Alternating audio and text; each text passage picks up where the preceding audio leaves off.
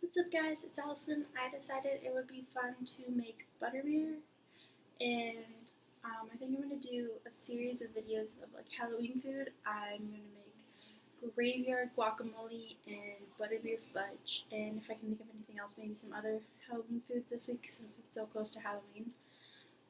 So today's video is going to be, I made butterbeer last night and I recorded it, so some butterbeer. First, I added 4 tablespoons of butter. I would probably recommend about 3 because they would have been better. Then the recipe I was using called for about a pint of vanilla ice cream. I may have used a little bit more. I don't really use a measuring cup most of the time, so kind of just add however much you really want. You may want a little bit more ice cream depending on how slushy you want the butterbeer to be. Then the recipe called for about 1/3 cup of brown sugar. It said light brown sugar, but all we had was dark brown, and that was all that I could find at the store.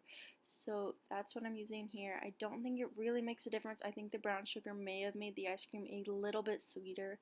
Then you're going to want to add about 4 teaspoons of spices. I use pumpkin pie spice because it's basically the same thing of all the spices that it wanted included. And next you're going to want to mix it. I started with a whisk, but that didn't work very well, so as you can see I moved on to a fork. But I realized how long that would take, so I moved on to a blender, which was much faster. And this is the point in time where you realize if the consistency is right, and you just really just mix it for a while. If you use a fork, it is going to take longer. I wouldn't recommend a whisk unless you have a really strong one, because the one that I used wasn't really that strong. At this point I also added a little bit more ice cream because it looked really runny, and then after you've got this all mixed together, you're going to want to throw it back into the freezer for a little while. So to do this both ways, I poured some of the cream soda. I wasn't sure exactly how much. It said 1 bottle, but I couldn't find any single bottles of cream soda at the grocery store for some reason, so I just poured some in, and it said to let it cook on the stove for about 3 minutes, but let it still be carbonated, so that's what I did. But I also put one in the freezer so that it would be really cold, because it also said to have it really cold if you were going to use it that way. I have 2 cups because I decided to try it both ways.